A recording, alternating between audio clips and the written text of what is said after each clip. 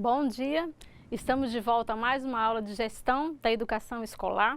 A gente está na nossa terceira aula, né, mas continuando com a nossa segunda unidade, porque a gente teve uma divisão para que a gente possa melhorar, né, a explicação do conteúdo, já que essa unidade é bastante extensa, então a gente fez essa divisão para melhorar realmente a compreensão. Mas e aí, você já deu uma analisada como está a sua escola, como é que é o processo de gestão, como se porta o gestor escolar na sua escola? Porque o meu papel aqui realmente é provocar essa discussão, é provocar essa reflexão. Você analisar, né, como é que está o sistema de gestão, como é que estão as pessoas participando, ou se não participam, por que não participam. Então a gente vai compreender todo esse processo para que a gente possa realmente intervir. Então vamos para a unidade 2. A reforma do Estado brasileiro, dando continuidade à gestão da educação e da escola. Então a gente tem aqui uma gravura, né, ilustrando, né, o gestor em uma reunião de pais, professores, né, que é realmente esse o objetivo, o gestor, né, realmente deixando a participação das pessoas aí para poder contribuir na melhoria da qualidade de ensino. Indo para o tema Sistema Educacional Brasileiro, Estrutura, Competências e Responsabilidades. Lembro que na última aula eu trouxe para vocês a discussão de que a gente tinha vários tipos de gestão, né, baseado nas escolas administrativas, né, nas escolas de administração, só que eu perguntei a vocês, e de quem é a responsabilidade pela oferta de vagas? É do município? É do Estado? É da União? Então a gente vai conhecer agora de quem que é a responsabilidade. Como está organizado? Primeiro a gente tem que saber como está organizado o nosso sistema educacional. Então ele está regulamentado pela Constituição Federal de 1988, incluindo a emenda constitucional, que é de 53, número 53, do ano de 2006, e pela Lei de Diretrizes e Bases da Educação Nacional, a nossa LDB. A LDB de 1996 define os níveis e modalidades que compõem a educação nacional, além da sua forma de organização. O artigo 21 define que a educação escolar é composta pela educação básica. Vamos ver a divisão, que abrange educação infantil,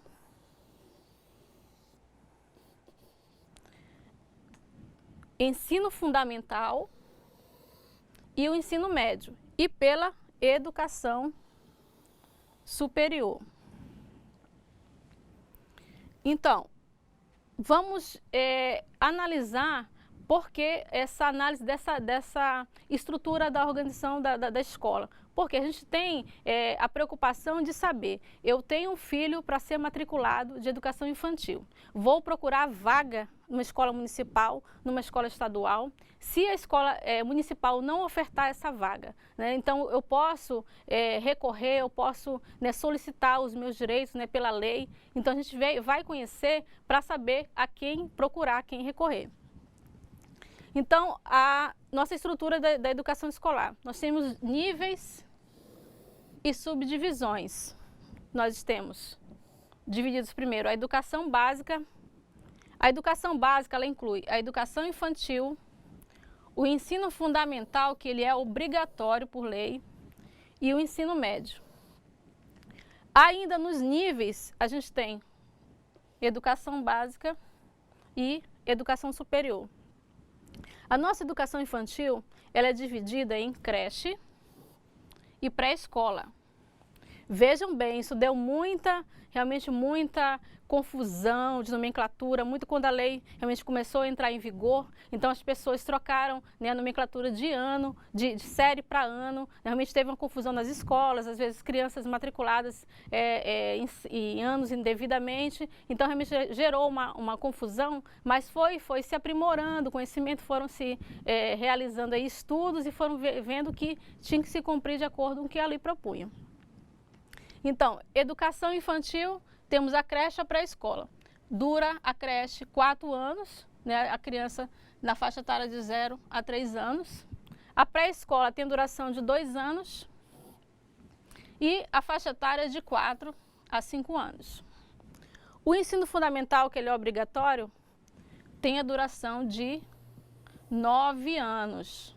Então, na lei anterior, a criança entrava aos 7 anos de idade. Hoje, na nossa lei atual, a criança entra, né, no ensino fundamental, de que dura 9 anos de primeiro, né, começa com 6 anos para continuar a conclusão, de 6 a 14 anos. O ensino médio, 3 anos ou mais, dependendo do curso que ele vai realizar, se é um curso técnico, né, o ensino médio 3 anos ou mais. E a faixa etária de 15 a 17 anos ou mais. Temos ainda nos níveis de ensino, fora a educação básica, temos a educação superior. Tem os cursos e programas de graduação, pós-graduação por área. Aí a duração é variável de acordo com o curso. Então, o adolescente, o jovem, entra a partir dos 17 anos.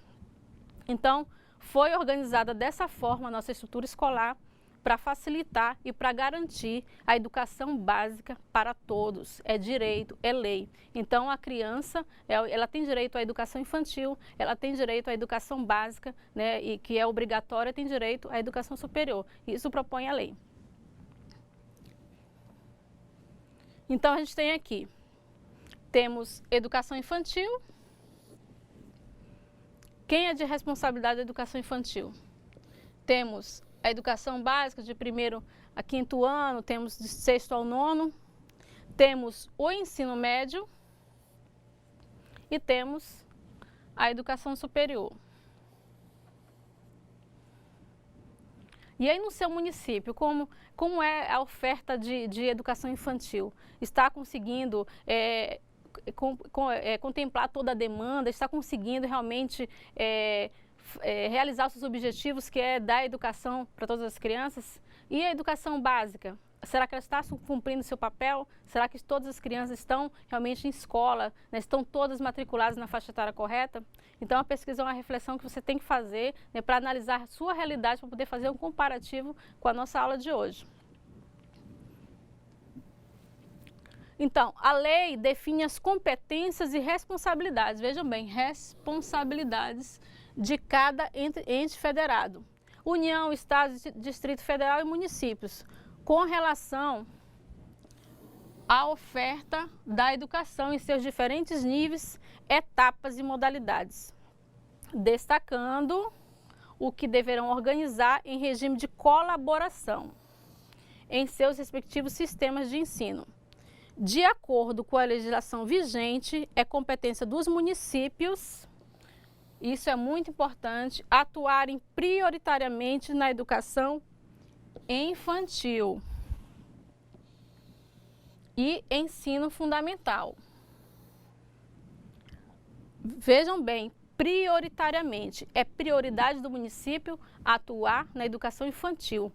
É ofertar vagas, ofertar escolas, ofertar uma qualidade de ensino para a educação infantil e para o ensino fundamental.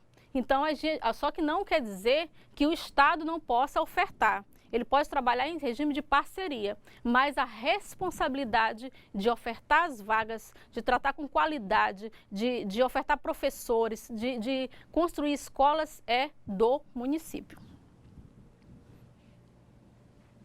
Cabe aos estados assegurarem o ensino fundamental. Coloquei até uma letra que a gente possa deixar bem fixado que é do Estado a responsabilidade do ensino fundamental e oferecer prioritariamente, quer dizer, ele vai dar prioridade ao ensino médio. Repetindo, que não quer dizer que a União, não quer dizer que outras escolas não possam oferecer ensino médio, mas é prioridade do Estado ofertar o ensino médio. No caso do Distrito Federal, que é um caso particular, oferecer toda a educação básica. A União se incumbe de manter sua rede de educação superior, faculdades e profissional. e de dar apoio técnico e financeiro aos demais entes federados. Vejam bem, então a gente já a lei já definiu as responsabilidades. Então a gente já entendeu que cabe cobrar de cada poder, né, a sua oferta de vagas. A gente sabe que isso realmente não está sendo atendido como deveria ser. Então o ensino superior, a gente sabe que não tem vagas o suficiente, por isso a grande ampliou realmente muito grande a forma de ofertar. As escolas particulares ofertaram muitas vagas. Por quê? Porque a União não estava dando conta da demanda. Então a gente tem que realmente cobrar os nossos direitos, porque está garantido em lei. Então o que fazer, né, para poder fazer essa cobrança? Como é que a gente pode solicitar isso? Então isso é uma das perguntas que a gente vai tentar responder no decorrer da disciplina. Então tivemos grandes avanços no que tange à universalização do ensino fundamental. Houve melhoria no fluxo do ensino fundamental, que a gente teve realmente um avanço de acordo com os números expostos na tabela de seu módulo. Então vocês têm vários quadros, né, tabelas mostrando os avanços, o crescimento da oferta de vagas. Eu não incluí aqui nos slides todas as tabelas, incluí algumas diferenciadas para a gente possa visualizar realmente a universalização da educação básica. Teve um crescimento? Com certeza que teve, né, mas a gente precisa melhorar, a gente precisa saber, né, diferenciar a responsabilidade dos poderes, né, para que a gente possa ter uma visão geral de como está sendo ofertada essa educação, de como nós estamos exercendo o nosso direito ou não estamos tendo realmente esses direitos atendidos. Como já está garantido em lei a universalização, né, da educação básica, até 2016, para a população de 4 a 17 anos, temos grandes desafios, como já foi falado. Sobretudo em relação à educação infantil, vejam bem, de 4 a 5 anos, e ao ensino médio de 15 a 17 anos. Vocês não têm essa tabela, né, esse gráfico no módulo de vocês. Eu trouxe de 2012, o gráfico que vocês têm é de 2011. Para a gente poder visualizar aí o avanço da educação básica. A gente tem o ensino fundamental EJA, ainda é um crescimento aí pequeno, quer dizer, está conseguindo suprir aquela deficiência, né, de alunos que não frequentavam a escola. A gente tem ainda, precisa melhorar, claro, o ensino médio e a educação infantil. Então a grande ampliação realmente foi da educação básica.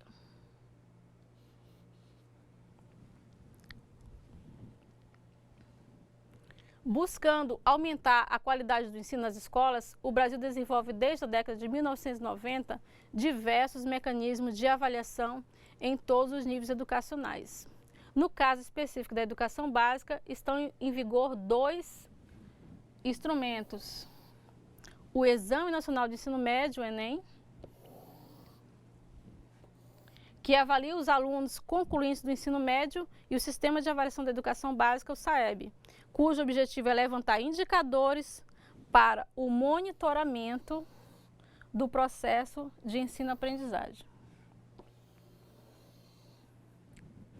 Vejam bem, esses mecanismos de avaliações externas realmente causam bastante discussão ainda dentro das escolas. Porque a gente tem os mecanismos de avaliar o aluno para saber em que a educação brasileira avançou, só que a gente, em contrapartida, não tem esses resultados usados para poder criar uma estratégia de melhoria. Então, muitos professores questionam por que os alunos realizam a Prova Brasil, realizam o Enem, né, que o Enem no começo era utilizado apenas para fazer esse monitoramento, apenas para medir a qualidade de ensino. Hoje ele é utilizado para poder selecionar vagas para as faculdades, né, mudou esse sistema. Então, para que está sendo realizado a Prova Brasil, se o resultado não estão tendo realmente resultados que sejam efetivos na melhoria de qualidade. Então, os alunos realizam cada 2 anos, e a gente realmente sempre questiona o porquê a gente sabe que tem resultados, a gente sabe que precisa crescer, a gente sabe que precisa evoluir, mas falta ainda as estratégias para a gente conseguir chegar a esse objetivo. Então, em frente, os participantes do SAEB são alunos de 5º ao 6º ano do ensino fundamental e do 3º ano do ensino médio, que fazem provas de língua portuguesa e de matemática. Temos também as avaliações complementares do SAEB, que é a ANEB, Avaliação Nacional da Educação Básica. Então, é por amostragem, né? A gente escolhe alguns alunos das escolas públicas e privadas do país, da zona urbana ou rural, matriculados no 5º, 9º e 3º ano do ensino médio. Essa avaliação é por amostragem. Então, a gente tem o ARESC, que é a Avaliação Nacional do Rendimento Escolar, aplicado para alunos de 5º e 9º anos do ensino fundamental público nas redes estaduais, municipais e federais, tanto na área urbana quanto rural. Recebe o nome de Prova Brasil, como eu já coloquei. Tem seu resultado usado no cálculo do IDEB. IDEB, essa sigla aqui tanto falada, né, pelos governos, a gente precisa aumentar o IDEB da nossa escola, a gente precisa aumentar o IDEB do nosso estado, a gente precisa aumentar o IDEB, né, a gente precisa aumentar esses índices. Então, o que é o IDEB? Né, para que está servindo? Será que é uma forma de comparativo, de comparar com outros países? Então, a gente vai saber agora o que é o IDEB. O IDEB, aqui está aqui uma gravura ilustrando, é o índice de desenvolvimento da nossa educação básica.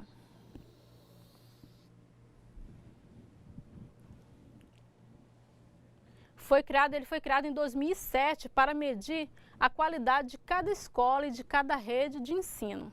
O indicador é calculado com base no desempenho do estudante, em avaliações do INEP e em taxas de aprovação.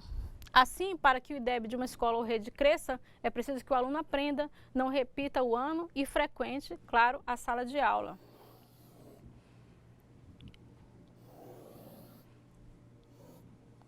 O índice é medido a cada 2 anos e o objetivo é que o país, a partir do alcance das metas municipais e estaduais, tenha nota 6 em 2022, que corresponde à qualidade do ensino em países desenvolvidos. Então, a gente tem esse projeto aí até 2022 para chegar à nota 6. Realmente, os países desenvolvidos têm realmente um investimento alto em qualidade, em educação, né? Então, isso resultou numa média já estipulada com 6. Então, o Brasil tenta se aproximar, né? Criando programas de financiamento, de capacitação. Então, todos nós estamos envolvidos. E, na verdade, o pró-funcionário também faz parte, né, de uma dessas estratégias para poder a gente avançar nessa qualidade, porque todos nós estamos envolvidos, desde da pessoa que fica no portão da escola, da pessoa que fica na merenda, da pessoa que fica na biblioteca, professores, diretores, todos estão envolvidos no aumento dessa qualidade, até nos atingir a nota 6, mas não é só questão de índice, é questão realmente de uma qualidade, que a gente realmente mede, uma das formas de medir é através dessas avaliações externas. Há muitos questionamentos a essas avaliações padronizadas, que são as avaliações externas, mas é preciso trazer ao debate as vantagens que esse sistema, vejam bem as vantagens, que esse sistema pode trazer em relação às políticas públicas desenvolvidas a partir desses resultados.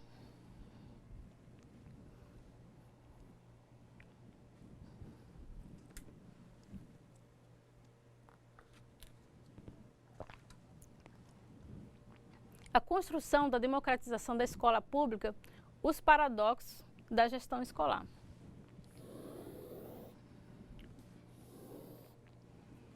Então, já respondendo os questionamentos que vocês devem fazer a respeito das avaliações externas, então é a partir dos resultados que nós podemos criar políticas públicas que favoreçam a ampliação, né, a ampliação dos índices e, consequentemente, da qualidade.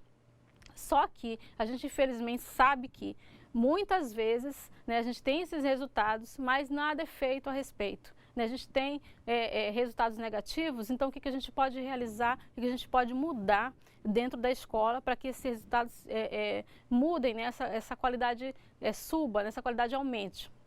Muitos são atribuídos a culpa para o próprio funcionário da escola, para a própria escola, do mau desempenho dos alunos. Então a gente vem tentando mudar essa realidade porque a responsabilidade é de todos, inclusive, né, dos governantes.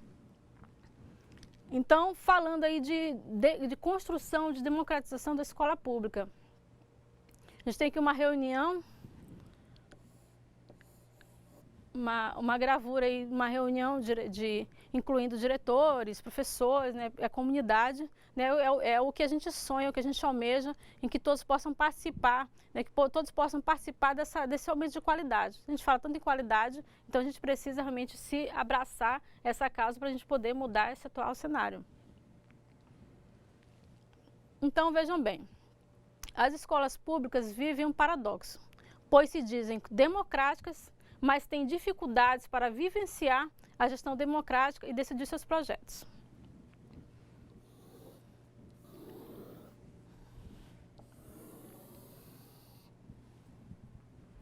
Foi por isso que eu perguntei para você, na sua escola, que já muitos devem ter se falado em gestão democrática. Há dificuldade em se reunir para decidir projetos, para elaborar projetos, para tomar decisões, porque muitas escolas, como foi falado aqui no slide, se dizem democráticas, se dizem dentro do sistema democrático, dentro de um novo modelo de gestão e tem dificuldades de gerenciamento, tem dificuldades de gerenciar conflitos, tem dificuldades de incluir, de realmente definir a participação como fundamental dentro da escola. E na sua escola, como acontece isso? Você já se perguntou? Tudo que você está aprendendo aqui na aula de gestão escolar, na aula de gestão educacional, está servindo para que você realmente comece a analisar onde estão os pontos fracos, onde estão os pontos fortes da sua escola? É essa a proposta. Então, voltando aqui para o slide, em alguns casos permanecem as bases centralizadas do exercício e personalização do poder, em que a chamada à participação converte-se em mais uma estratégia de controle.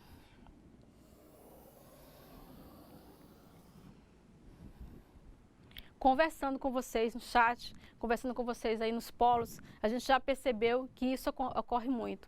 Então, às vezes, o gestor chama para a participação quando a decisão já está praticamente tomada, quando o projeto já está praticamente elaborado. Então, reúne todo aquele grupo para dizer, não, vocês vão participar agora da construção do PPP, da construção dessa estratégia para a mudança aqui da quadra ou para a mudança aqui do calendário, só que a decisão já está praticamente tomada. Então, essa chamada de participação é apenas para fortalecer aquele poder e aquele controle. Então, a gente quer realmente, de fato, uma gestão democrática que comece realmente a pedir a participação, solicitar, né, ouvir, né, às vezes até compreender que às vezes o funcionário tem medo de se aproximar, tem medo de expor o seu ponto de vista porque não sabe da reação do gestor. Então, isso precisa mudar. Essa relação de gestão e funcionários, essa relação professor-comunidade precisa ser mudada para que a gente possa exercer realmente, de fato,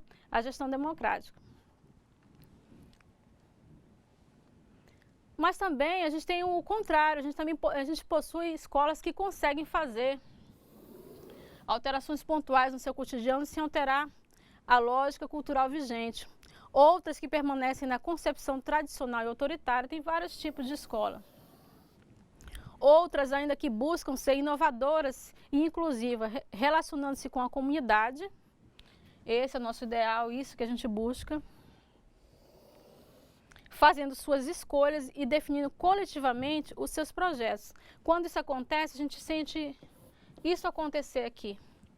O aluno aprendendo, mas tendo várias mãos, segurando esse aprendizado. A gente não tem só a mão da criança, a gente tem a mão do pai, a gente tem a mão do professor. Quer dizer, várias mãos juntas para poder ter esse resultado que é a aprendizagem. A gente não se sente mais sozinho. Você vê nessa gravura que a gente dá uma visão de como a gente está junto, faz toda a diferença. Então, isso que a gente busca.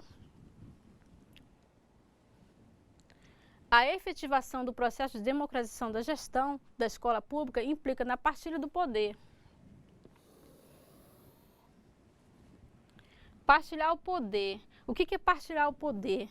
É não centralizar todas as decisões, é não centralizar o cotidiano, como é definido o cotidiano, como é traçado aquela estratégia de convivência dentro da escola sozinhos. Às vezes um diretor coloca uma postura, veste uma roupa de autoritarismo, como se pudesse impor medo, impor o respeito através daquela pressão em cima do funcionário. Então, às vezes, o próprio colaborador da escola não se aproxima porque aquela pessoa não permite. Às vezes, uma contribuição que poderia ser realmente bem efetiva, bem aceita, o funcionário não consegue falar, porque às vezes tem esse receio. Então, é importante que você partilhe o poder, deixe na mão do funcionário também as suas funções, mas também que ele possa contribuir, que ele possa realmente acrescentar a vivência que ele tem. Às vezes tem funcionários que eles têm muita habilidade em outras coisas que às vezes o diretor não permite que ele realize, porque não, ele vai querer tomar meu lugar, ele vai querer fazer mais do que deve. Então, às vezes, realmente isso afasta e isso deixa as pessoas desmotivadas a participar. Então, continuando, implica na partilha de poder a sensibilidade para conduzir a escola, isso é muito importante, a partir das demandas da comunidade escolar e a tomada de decisões e escolhas responsáveis e coletivas, principalmente coletivas. Outro dado importante refere-se à necessidade de rediscussão dos marcos de formação e profissionalização dos profissionais da educação, docentes e não docentes, fortalecendo-os para atuarem como profissionais e educadores sociais em todos os espaços do interior da escola e na comunidade local. Se eu me capacito, se eu conheço como eu posso intervir, como eu posso colaborar na estrutura da escola e realmente quando eu conheço a estrutura da escola, como funciona o sistema de arrecadação, os financiamentos, eu posso interferir. Então, se eu me formo, se eu me capacito, realmente eu vou ser um funcionário bem mais atuante e bem mais participativo. Então, por isso que a gente está buscando essa capacitação, essa formação, porque a estrutura da escola não é algo tão complexo, é algo simples, mas que precisa da participação de todos. Mas é simples, mas a gente precisa conhecer para poder intervir. Então, o papel dos profissionais da educação frente à gestão escolar. Como eu faço essa intervenção, essa conversa, né, tranquila, essa conversa aí das pessoas que trabalham dentro da escola é fundamental. Né? A gente vê aqui que a gente pouco conversa, a rotina é tão muito agitada, né, do dia a dia, a gente tem pouco tempo para conversar e trocar ideias.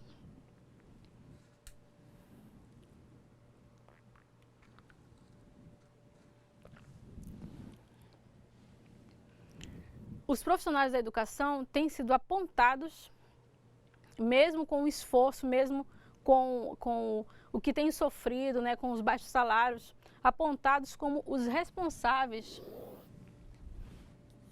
pela ineficiência escolar. Vejam bem, mesmo, como eu já falei, mesmo com todos esses problemas que os funcionários atravessam, a luta pelos direitos, né, a busca por melhorias, eles ainda são os apontados como os responsáveis. Eles são ainda criticados por não contribuir de forma efetiva para o aumento do desempenho dos alunos. Então, é dado ao funcionário essa culpa.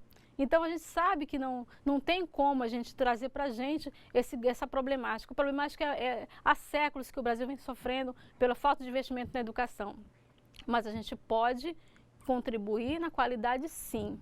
A gente pode participar mais. A gente pode deixar-se entender como funciona a escola para que a gente possa realmente ser um funcionário mais participativo. Por outro lado, a realidade desses profissionais que a gente está aqui falando, a realidade desses profissionais é de precariedade das condições de trabalho e fragmentação de suas atividades. temos funcionários realmente com condições de trabalho muito precárias, com fragmentação das suas funções. Às vezes o funcionário tem habilidade em determinada função, às vezes ele está fora de função, às vezes a gestão não permite que ele se aprimore, que ele se capacite, dificulta o horário, dificulta a vida do funcionário e vive num sistema precário, baixos salários, e a gente vem ainda nessa luta, tentando se capacitar, tentando melhorar, tentando ser um funcionário melhor. Tentando não só cumprir horário, não só realizar a nossa função, mas principalmente a gente ser cidadão. Nós somos educadores, nós somos responsáveis pelaquela formação daquela criança que entra pelo portão, vai para a sala de aula, depois ele passa por todos os segmentos da escola e todos nós somos responsáveis. Então a gente precisa realmente ser mais colegas, né? Ser mais unidos para que a gente possa conseguir esse objetivo. Aqui, repetindo, os salários são baixos. Historicamente, as tentativas de melhoria têm se mostrado ineficientes. Como eu falei, são séculos de falta de investimento na educação. Então, não é de hoje que esse problema acontece no nosso país. Então, o que tem sido colocado, o que tem sido apresentado, tem se mostrado realmente ineficiente. Reverter essa situação demanda vontade e luta política. Além desses problemas citados, sabemos que a função do trabalhador da educação é considerada de baixo prestígio. Baixo prestígio social e passa por mudanças significativas, englobando questões como formação, prática, identidade e carreira profissional. Se a gente realmente não tem um país que investe em educação, que investe na qualidade, né, a gente tem assim, historicamente atividades, ações ineficientes, a gente não tem como ter os funcionários que trabalham nessa educação realmente reconhecidos. A gente tem realmente um baixo reconhecimento, né, um baixo prestígio, e a gente tem que lidar com isso. E a gente tem que lidar com esse baixo prestígio, tem que lidar com baixos salários, tem que lidar com horário que não comporta nossas demais atividades. Então isso aí é uma luta constante. Mas a gente está aqui, a gente tem essa missão de educador, a gente vai tentando melhorar. E nós temos grandes conquistas. Nós vamos falar isso no decorrer da disciplina. Conseguimos bastante coisas, né, durante essas décadas e séculos que se passaram. Nós conseguimos muitas coisas que antes eram impensadas, né? Há séculos atrás eram impensadas o próprio funcionário poder escolher o diretor da sua escola, o gestor da sua escola. Isso foi uma conquista, isso é garantido em lei. Então, para que isso aconteça, nós precisamos de participação.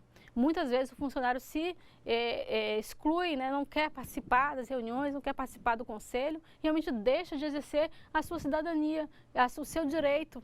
Então, se foi uma conquista, vamos manter, né, vamos honrar, né, quem lutou tanto por essas conquistas.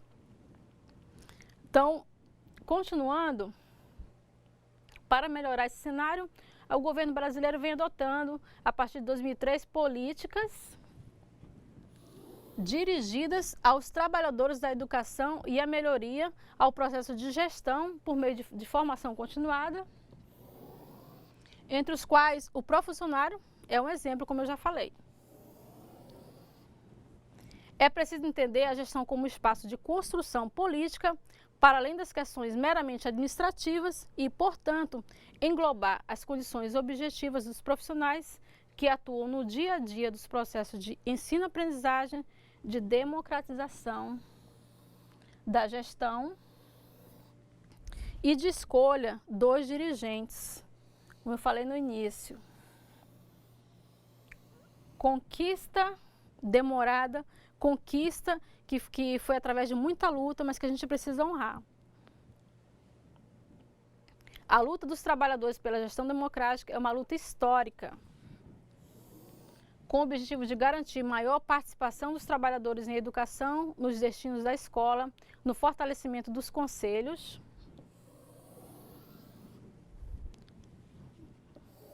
na definição do projeto político-pedagógico, na defesa da eleição dos diretores, marcar aqui a eleição dos diretores, da autonomia escolar e de um crescente financiamento público.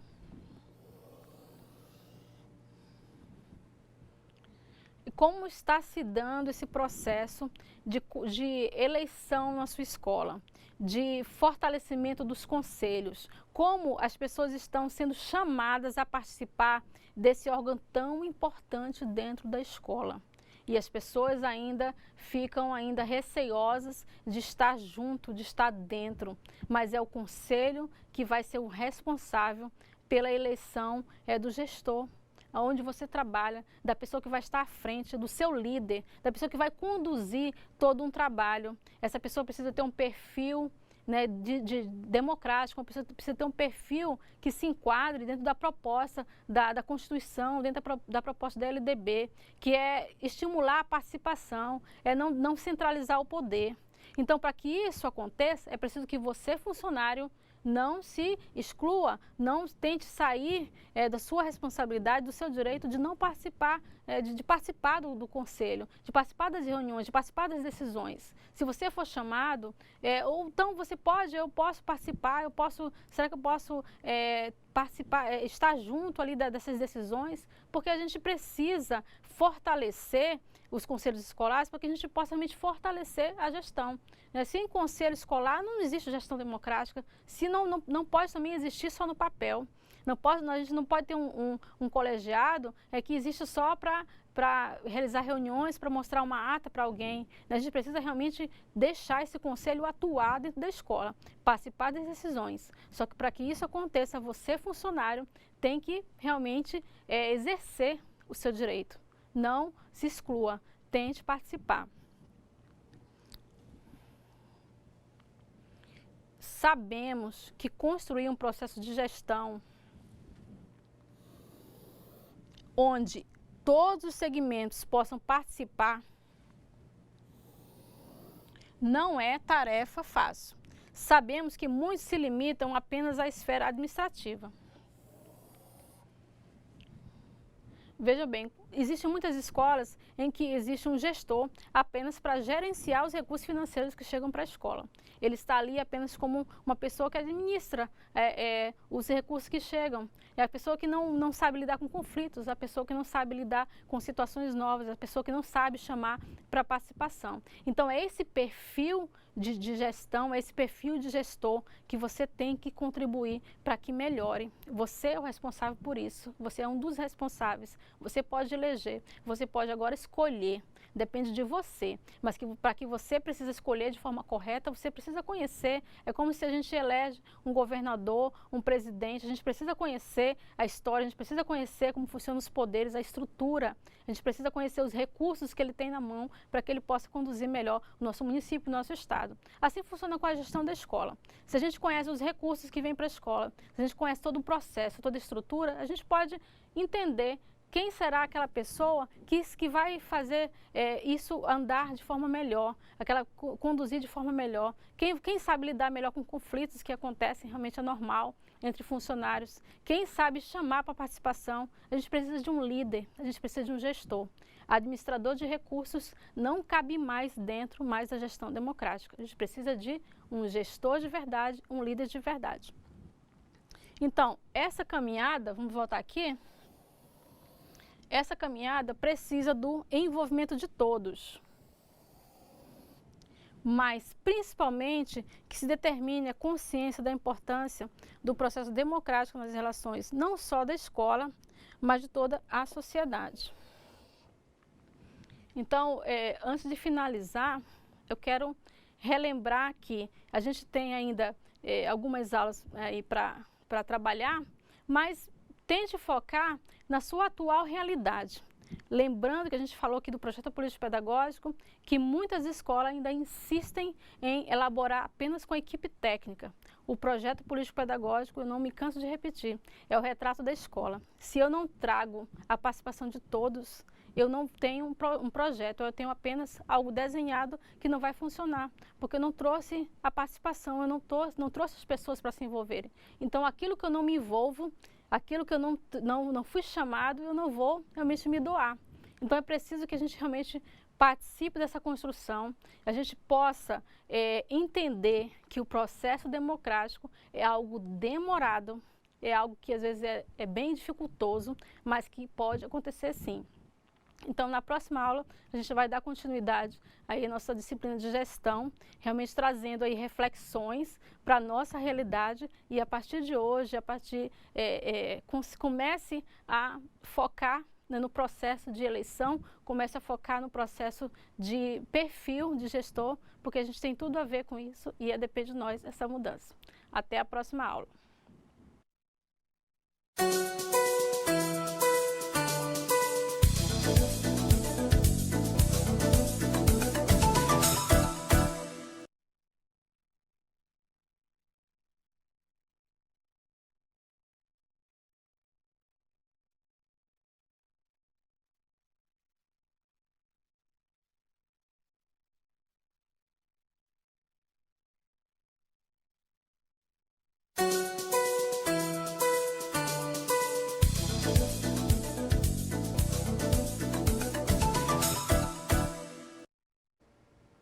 Olá, bom dia. Meu nome é Ângela, sou nutricionista formada pela Faculdade de São Lucas aqui de Porto Velho e hoje estou aqui para começar a fazer parte da equipe do Profuncionário. Estou muito contente, a partir de hoje estaremos com as aulas de interação. Eu, você e a professora Noêmia. Bom dia, professora. Bom dia a todos e todas. É com muita alegria que a gente começa essa segunda-feira. E vamos lá, né? Que o que não falta é emoção. Verdade, professora. Bem, então hoje nós vamos continuar com a nossa atividade de interação, certo? Certo. Então, vamos começar. Como está organizado o nosso sistema educacional? Está regulamentado pela Constituição Federal de 1988, incluindo a Emenda Constitucional número 53 de 2006 e pela Lei de Diretrizes e Bases da Educação Nacional, a LDB, que é de 1996,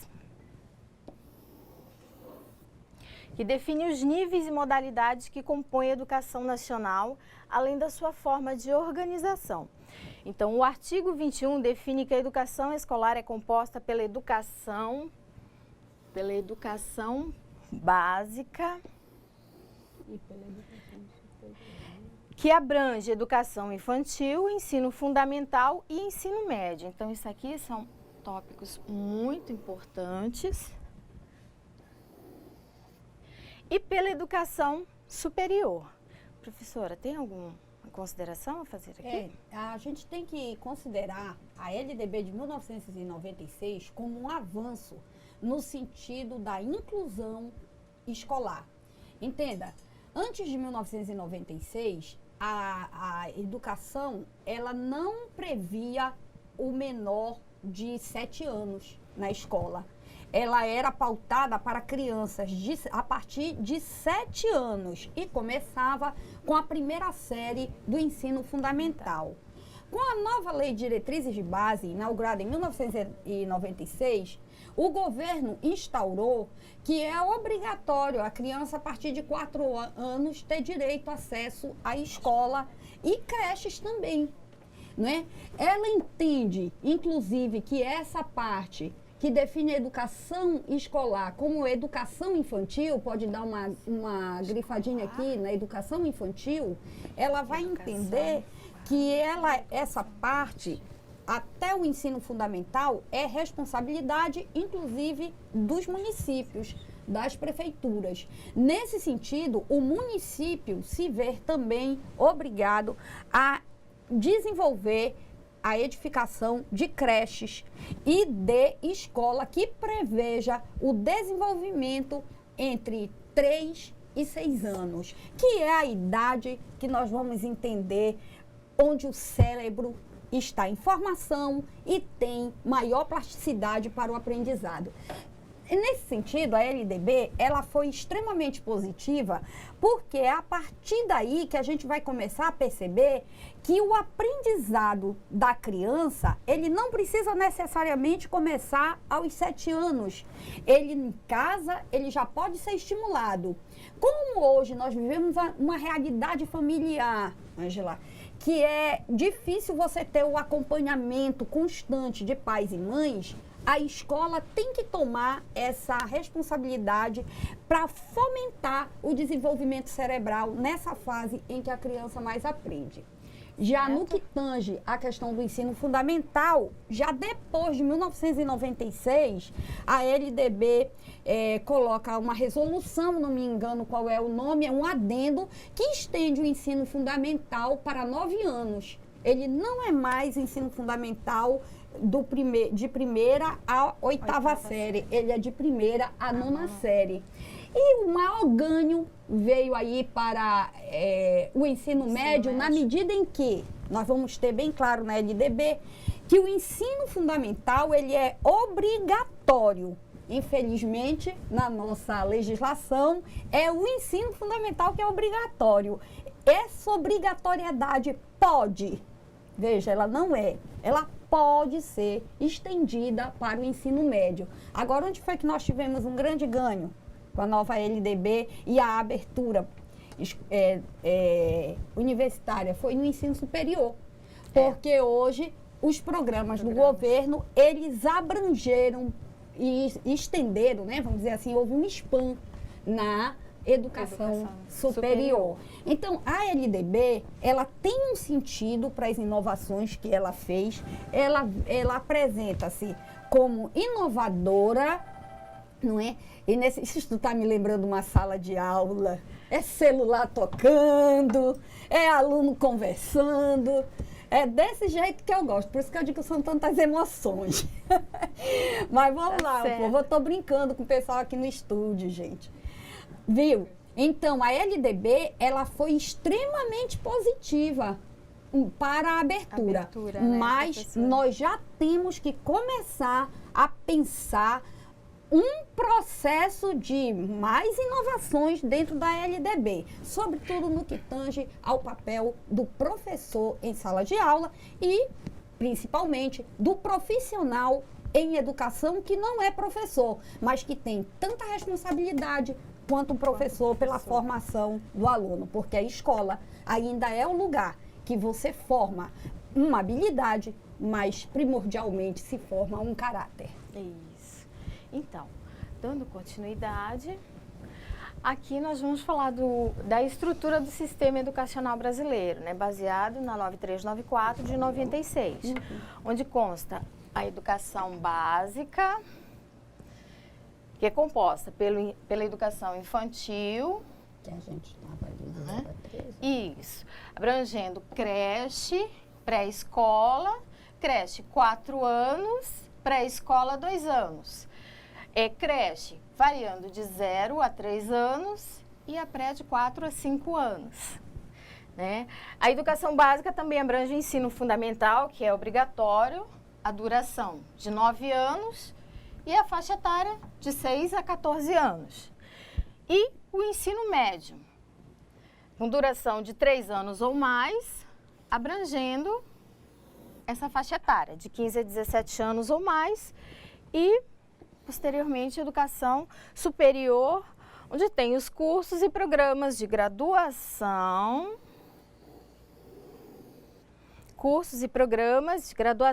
pós-graduação por área. A duração ela é muito relativa, ela é variável, e acima de 17 anos de idade. Tudo que a senhora já tinha falado, né? A gente tinha visto, mas ficou muito bem posto nesse quadro, essa distribuição, né? Agora eu senti falta aqui da educação técnica e tecnológica. Onde é que entra a nossa educação técnica e tecnológica, Ângela? Onde entra? Boa pergunta, professora. Pois é. Nós Isso temos mesmo, foi aí esquecido. um currículo, não é porque nós temos ainda essa tradição, né? A gente ainda não pensa educação profissional, técnica e tecnológica no Brasil. A gente pensa que o aluno sai do ensino médio e já adentra para a faculdade. E não é bem assim. A criação dos institutos federais, que é de nossa pertinência, afinal de contas, estamos no Instituto Federal, né? A criação do Instituto Federal, se não me engano, ela é concomitante com a LDB, né? 96. Eu não estou bem certa dessa informação. Se você tiver aí condição de nos enviar no chat qual é a data precisa que as escolas técnicas passam a ser institutos federais, você manda pra gente. E aí eu vou explicar só um pouquinho isso aqui. Por exemplo, a educação você faz aí o ensino fundamental. E nos institutos, o adolescente, ele pode tanto fazer a formação técnica, que ela tem que abranger, ela tem que ser compatível com o ensino médio, ela tem que dar a qualificação do ensino médio e, ao mesmo tempo, ensinar uma profissão. A LDB, nesse aspecto, ela é bem clara. Ela vai dizer que a educação técnica, ela tem que prever as horas da formação profissional, mas ela não pode esquecer ou deixar de fora nenhum conteúdo que é pertinente ao ensino médio, sobretudo a questão da linguagem e das humanidades, né? Certo. O tecnológico é no momento em que foram criados os institutos federais, não é? Aqui em Rondônia, o Instituto Federal, ele é a reunião, inclusive, da Escola Técnica Agrícola, não é isso? Com a Escola Técnica Federal de Rondônia, que já tinha aqui, né? Uhum. Juntaram essas duas escolas e se formou o Instituto Federal de Educação e Tecnologia. O que é o ensino tecnológico? O ensino tecnológico, ele tem uma abrangência e uma pretensão de ensino superior. O técnico equivale ao ensino médio, e o tecnológico, que pode ser um segmento daquilo que foi técnico, se tornar tecnológico, ele ganha peso de superior. E né? ele pode durar de 3 a 8 anos, 10 anos, de acordo com a exigência curricular de cada curso. Então, a educação técnica e tecnológica, elas estão aí, ao lado do ensino médio e ao lado do ensino superior, da educação superior. Fica nesse intervalo, não é, professora? É. Então, vamos passar. Tem alguma interação, professora? Por hora, não. Eu estou pedindo aqui que vocês façam pergunta, façam né? pergunta, gente. Estamos aqui para esclarecer, certo? Exatamente. Tranquilo, então? Posso passar, né? Pode. Então, vamos lá. Então, a lei define as competências e responsabilidades de cada ente federado. Então, União, Estados, Distrito Federal e municípios. Então, com relação à oferta da educação em seus diferentes níveis,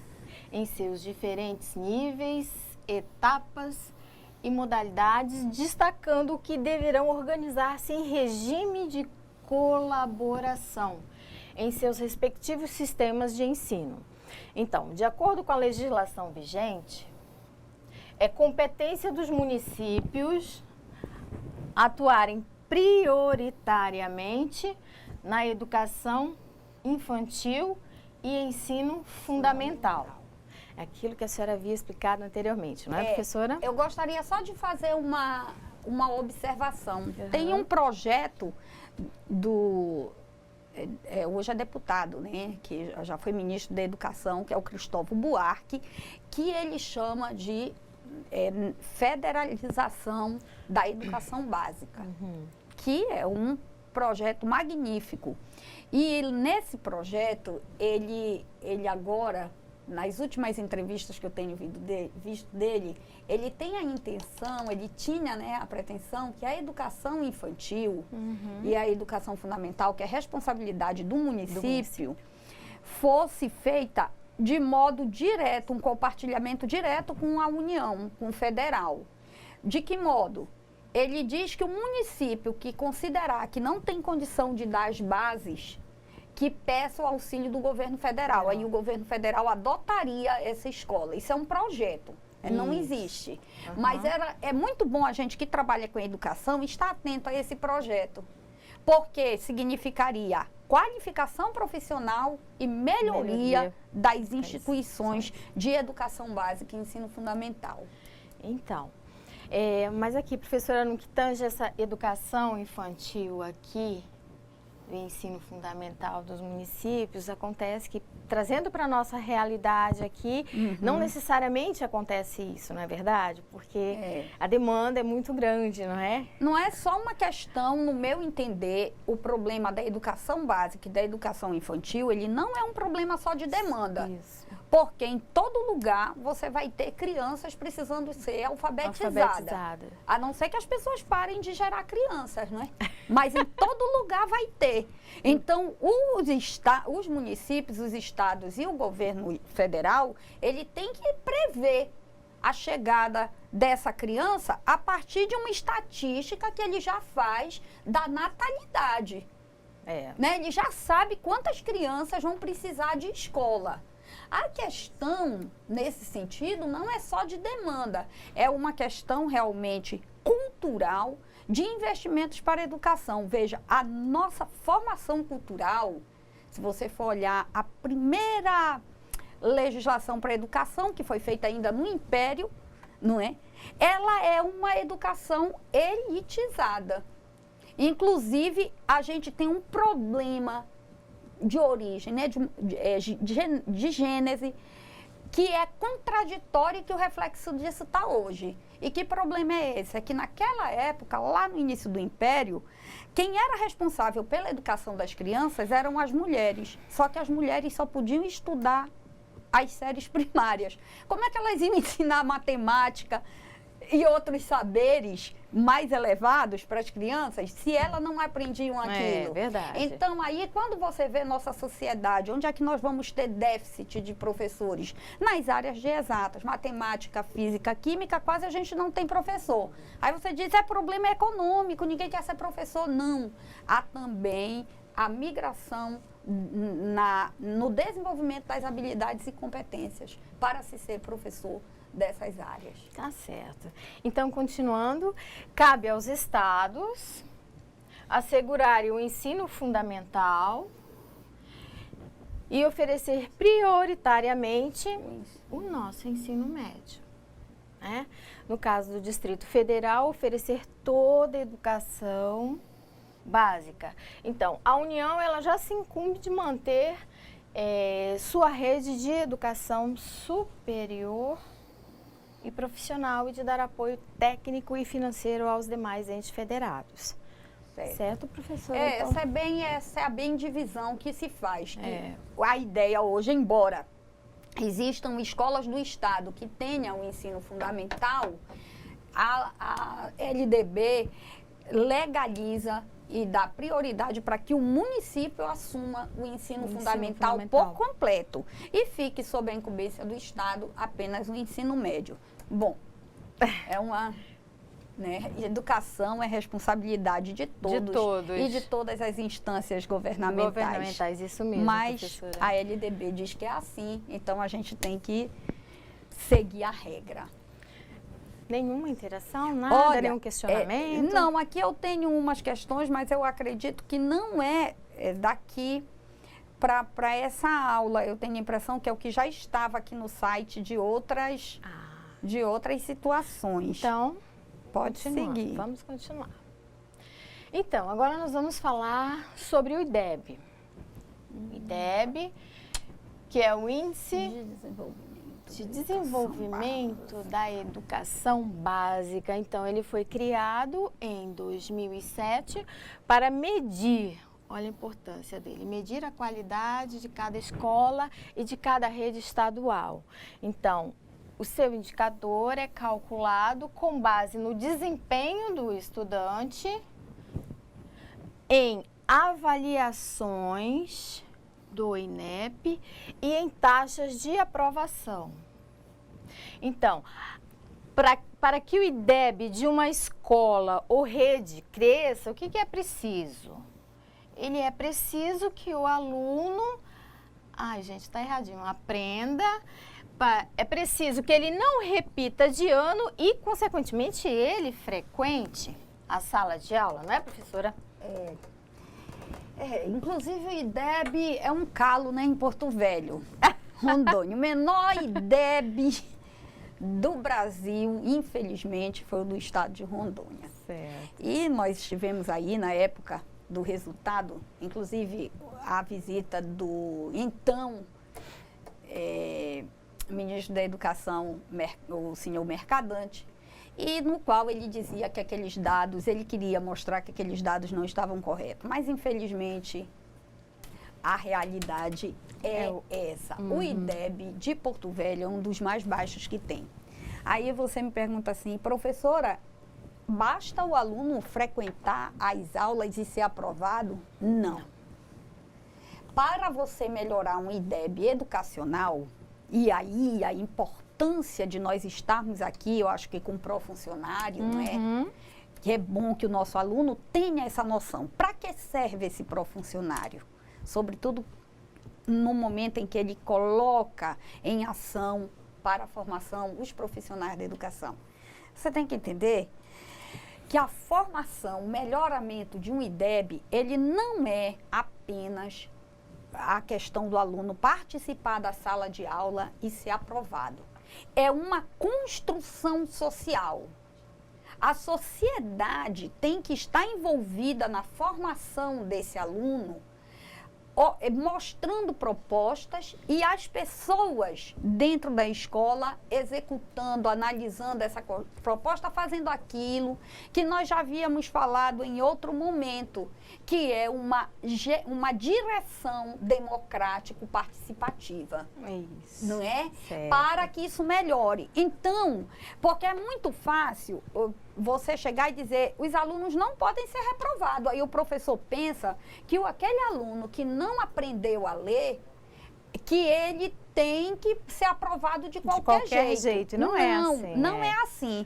Nós vamos ter que analisar o que está impedindo que aquela criança se desenvolva naquela competência.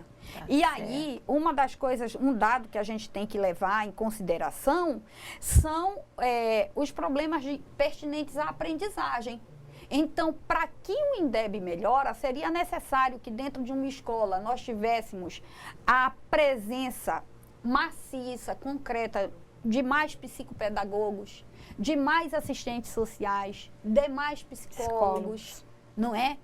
De mais nutricionistas, porque a questão alimentar, ela pode sim atrapalhar o desenvolvimento cognitivo. Com certeza, professora. Entendeu? Então, tudo isso faz parte para que se melhore o IDEB. Não é só o aluno frequentar. A frequência e a frequência, não dá para ler, a frequência e a presença, ela é apenas a questão óbvia. O aluno a criança tem que frequentar a escola, não é? E tem que aprender. Agora, como é que isso vai ser feito?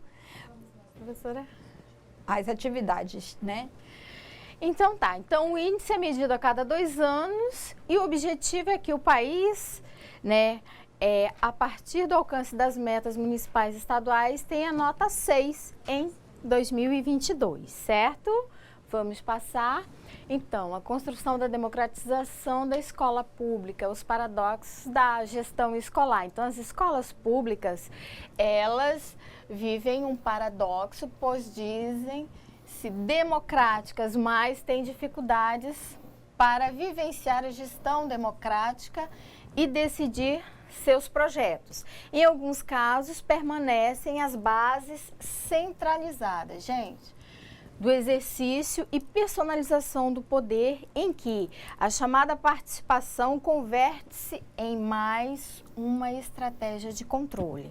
Então, outras que permanecem na concepção tradicional e autoritária, concepção tradicional e autoritária, outras ainda que buscam ser inovadoras e inclusivas, relacionando-se com a comunidade, que isso aqui é muito importante, fazendo suas escolhas, definindo coletivamente seus projetos, ou seja, os interesses da comunidade. Tá. Então, continuando. Ângela, você podia só abrir um espaço? Nós recebemos aqui uma mensagem de Nova Brasilândia, não é? Quero mandar um abraço especial para aquele dia triste e para a nossa aluna Terezinha, que nos ajudou complementando a questão profissional e tecnológica. Ai, que Ela legal. fala assim, sobre a educação profissional e tecnológica, houve modificações, primeiro por meio do decreto 2208 de 1997, que separou o ensino médio comum do ensino técnico profissionalizante, que passou a ter organização própria. Módulo 2, ela cita Educadores e Educandos, página 106. Terezinha, obrigada por sua participação. Aí, um abraço, pessoal, né? O pessoal lá de Nova Brasilândia. Nova Brasilândia, um abraço. Então, vamos às atividades. Aqui, nós temos, de acordo com a LDB de 96, como é composta a educação escolar em nosso país, né? A LDB de 96 define os níveis de modalidade que compõem a educação nacional, além de sua forma e organização, né? Então, o artigo 21 define que a educação escolar é composta pela educação básica, abrangendo a educação infantil, ensino fundamental, médio e pela educação superior, certo? E nós temos a segunda atividade, que de acordo com a legislação vigente, foram definidas responsabilidades aos municípios, estados, União, no que tange a oferta de ensino. Então, de acordo com a sua opinião, estes mantenedores estão cumprindo de maneira satisfatória o seu papel? Explique. Então, nós temos uma possível resposta aqui, professora, né? De que, apesar de todos os avanços, precisamos ampliar a oferta, principalmente da educação infantil e superior, já que houve uma grande ampliação de faculdades e creches particulares. Isso aí. Passando para a terceira, qual a sua opinião a respeito das avaliações externas como o Enem e a Provinha Brasil? Então, nós temos aqui uma possível resposta que, apesar de serem fundamentais para expor as deficiências e avanços do nosso sistema educacional, precisamos não só medir os resultados, mas principalmente traçar políticas públicas para a melhora da educação a partir dos resultados obtidos. Correto? E a quarta, nós temos citar algumas formas de participação do funcionário que podem contribuir para a melhoria da gestão da escola.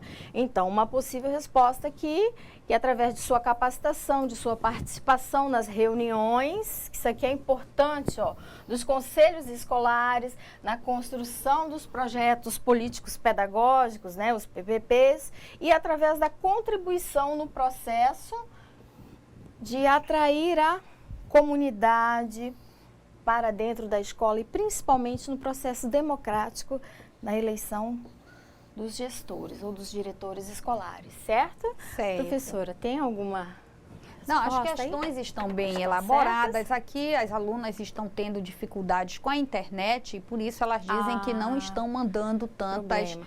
participações. Tá não certo. Então, Então, por a gente... hoje, ficamos aqui agradecendo a participação de todos. Foi um prazer estar aqui com vocês e até a próxima. Professora? Obrigada mais uma vez e que todos nós tenhamos uma semana edificante e produtiva. abençoada, Meu com grande abraço a certeza. todos e todas.